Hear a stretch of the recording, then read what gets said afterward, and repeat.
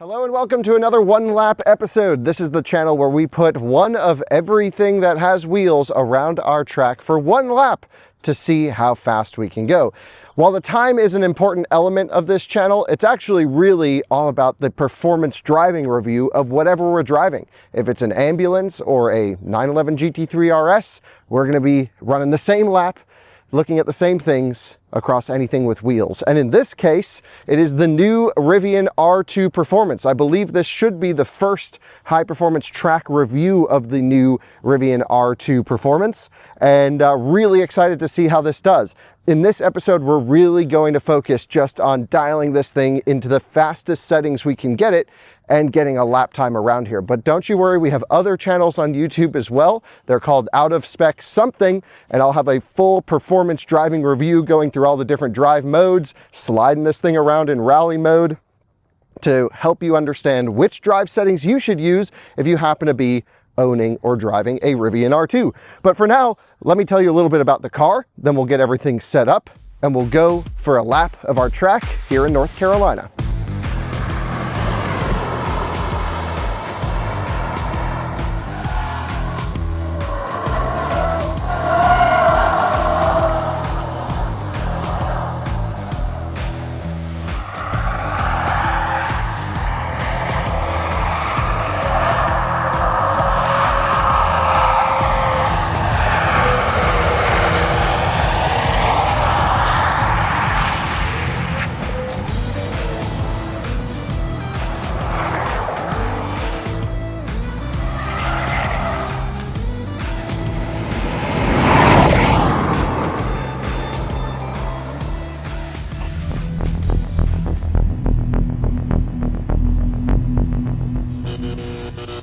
This is the 2027 Rivian R2, and it comes from my friend Jose from RivianTracker.com.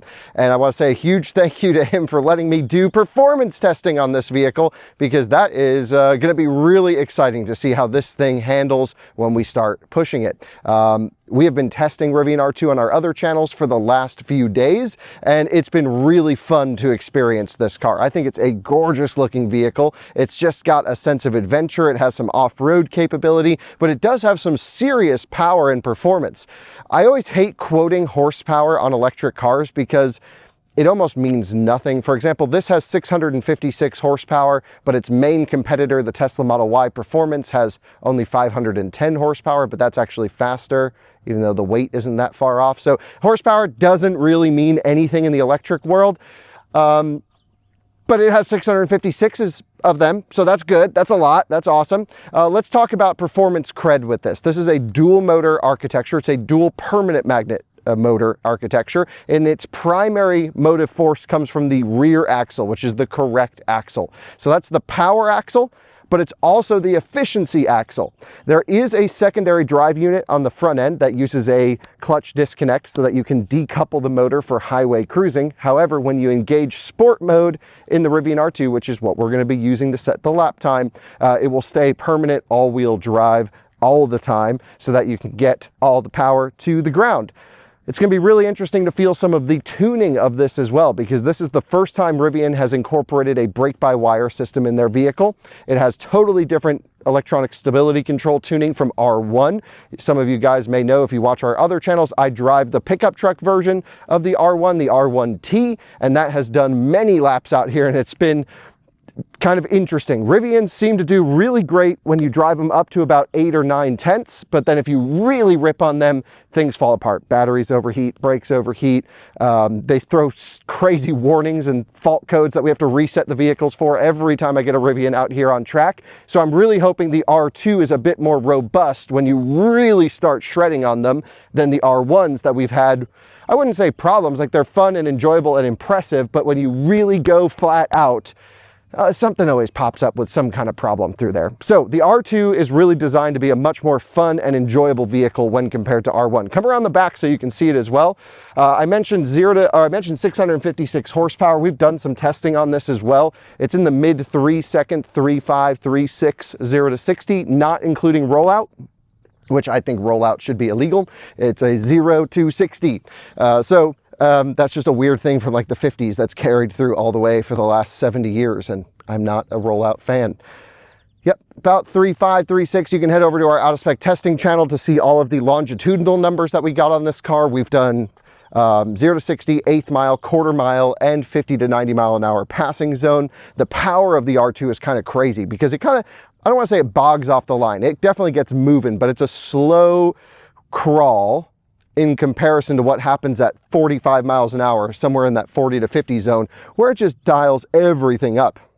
Now, other than the launch during our one lap, we're going to be above 40 to 50 miles an hour for much of this lap. So we're going to have all that power on tap, and I cannot wait to see how it feels out there. From an architectural standpoint, this uses a 5-link in the rear, and it's tuned fairly soft. This is, again, a vehicle that has to have a huge spider web of capability, from being, most importantly, a comfortable daily driver to having some off-road cred as well.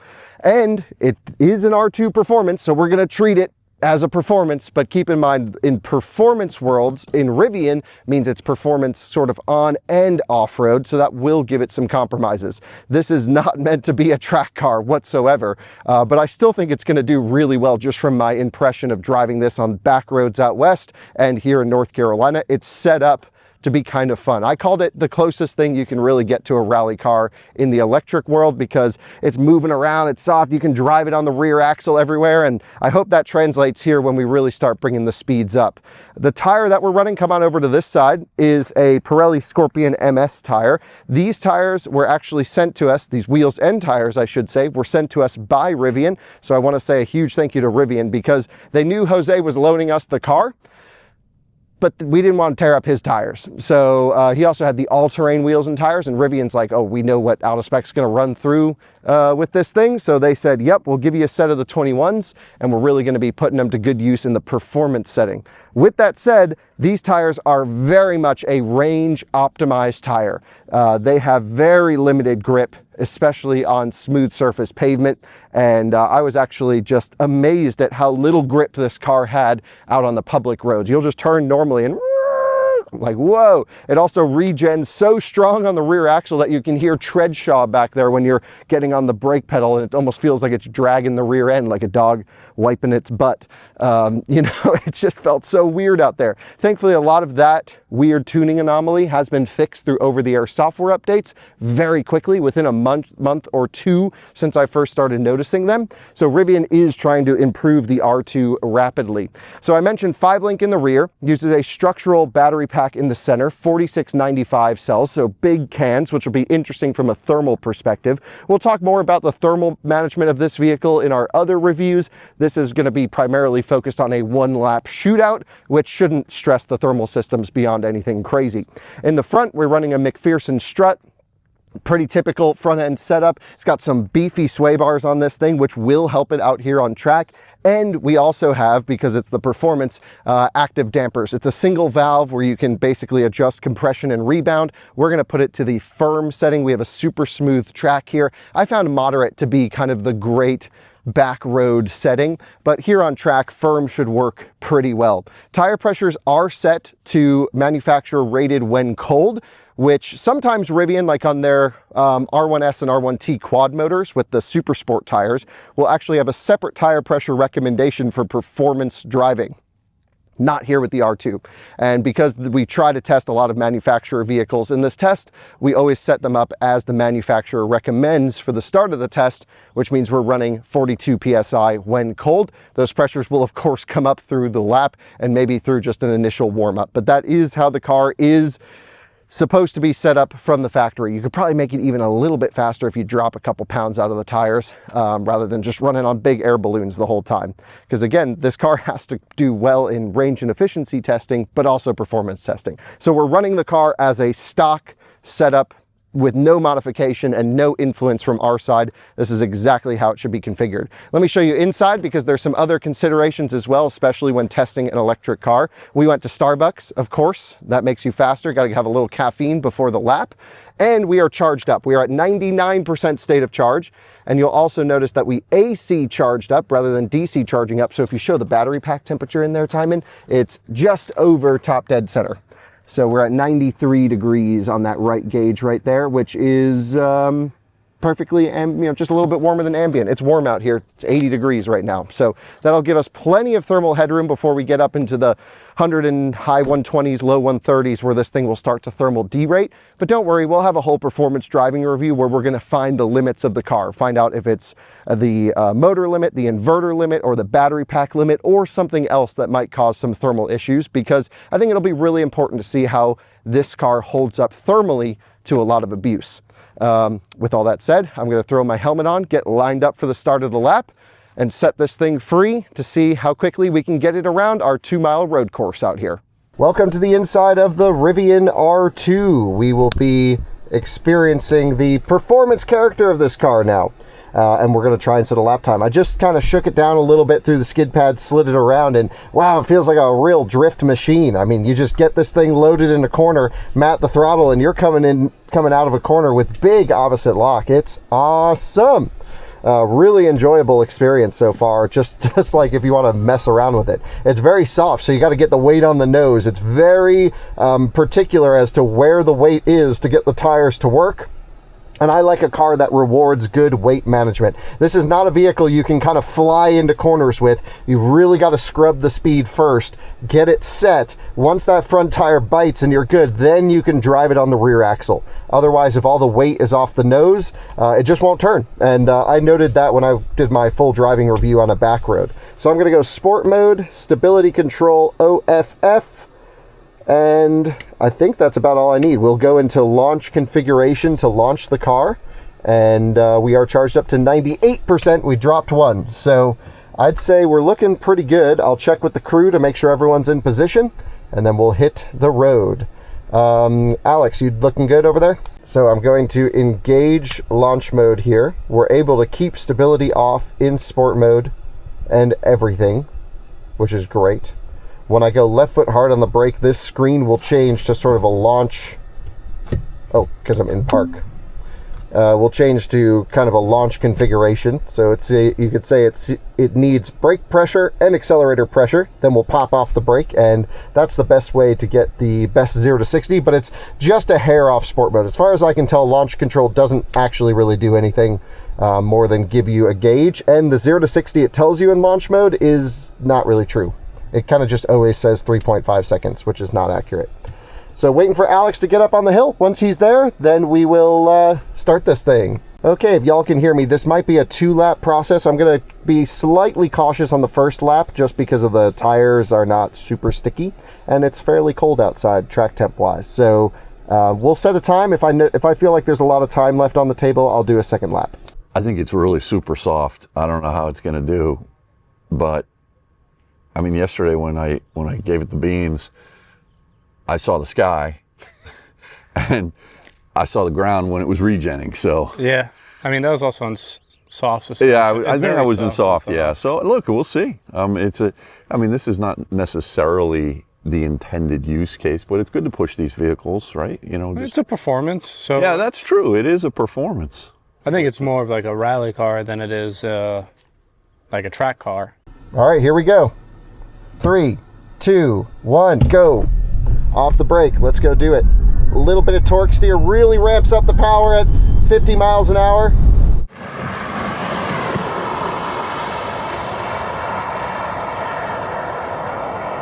A little bit of sort of half shaft wobble from the front. We're going to just kind of slow the thing down coming through this corner, carrying as much speed as I feel comfortable.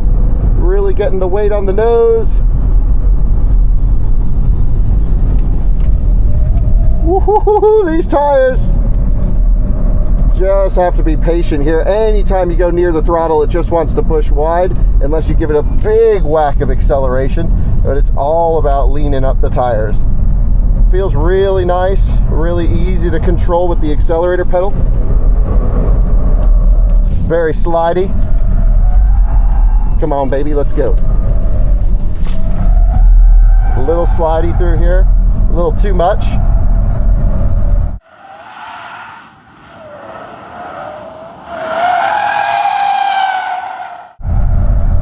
But we're locked in through the corner. I think I can get another lap in that'll be cleaner. This is genuinely my first time kind of driving the car hard, and whoa, there's just zero traction. It's like driving on ice on these tires.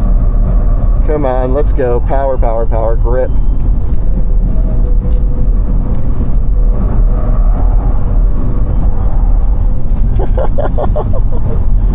Can we even keep it pinned back here? I don't know, maybe a little bit more. Yeah, there's definitely some more.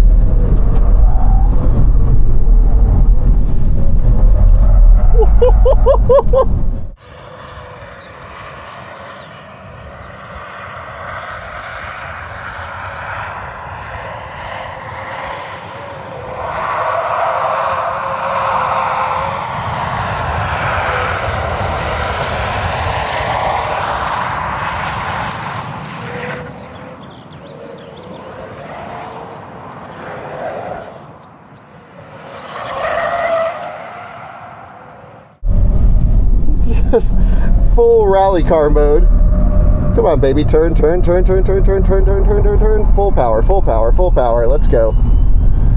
Really does sort of feel like there was some power limitation coming out of that hairpin. And we're coming past the start finish at 129 miles an hour, which is the top speed.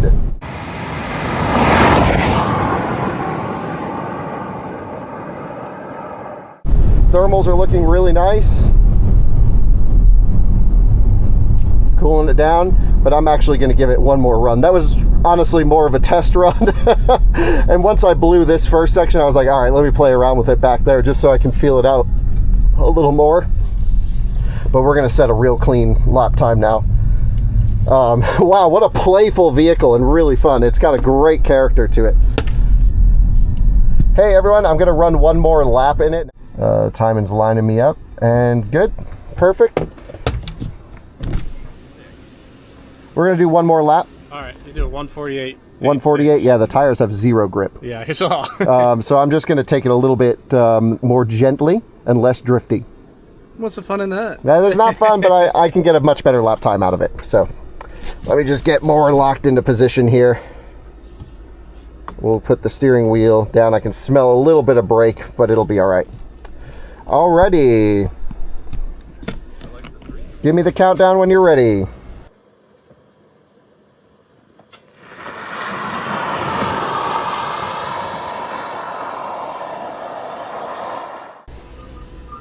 Three, two, one, go. And we're off. Ramps power at 50. Man, does boogie pretty hard, doesn't it? Gonna stay in it a little bit longer here.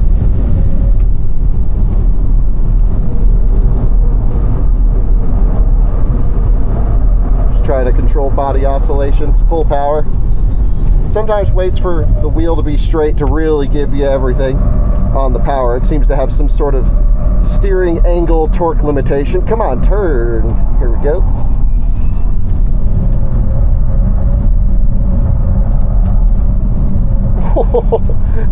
Just constantly rocking it and trying to be as smooth as I can be. It's an off-road vehicle, so we should be able to cut corners, right?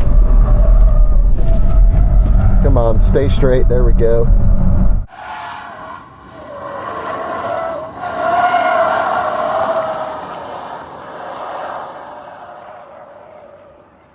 Really have to take a lot of control to not just slide it and drift it. Just scrubbing the outside tire. Oh, I'm so sorry to that Pirelli. Whoa, like the brakes stuck on there. That was crazy. I was off the brake pedal and it was still under full ABS. What the heck? I was removing brake pressure and it was just like the brakes were stuck on full for a second. That was odd. Full power, full power, full power. A little lift just to tuck the nose. Back to full power.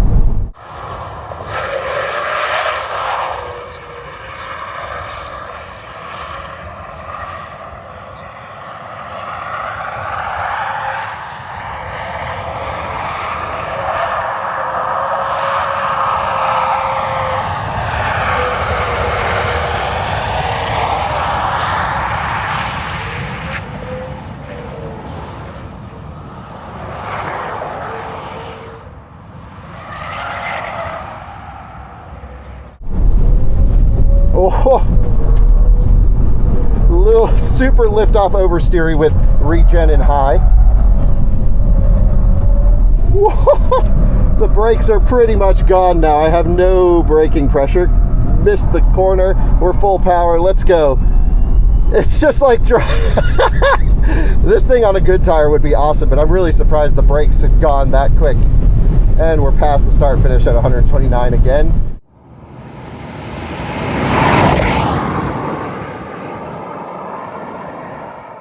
We're gonna get on the brakes early and do what we can to slow this thing down, and we'll give it a cool down.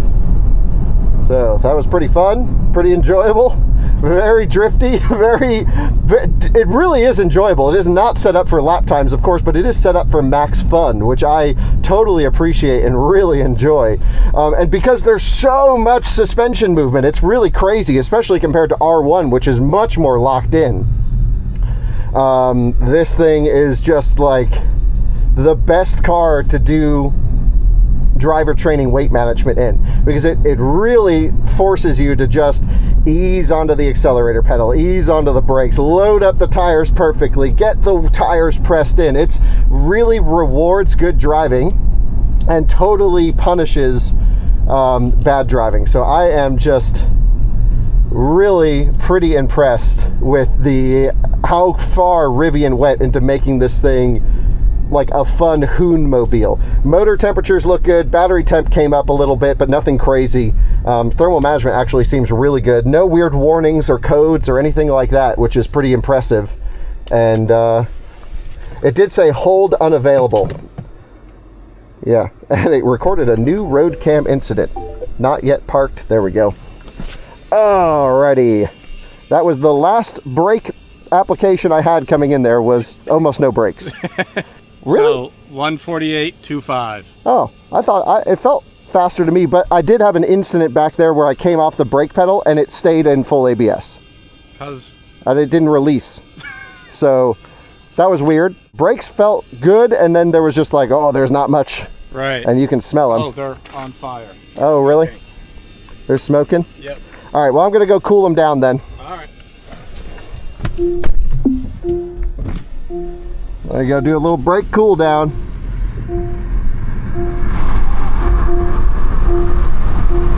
Well, there you guys go. That's a lap in the Rivian R2 Performance. I'm only that much through my coffee. If I was that much more, we'd definitely shave another second off the lap time.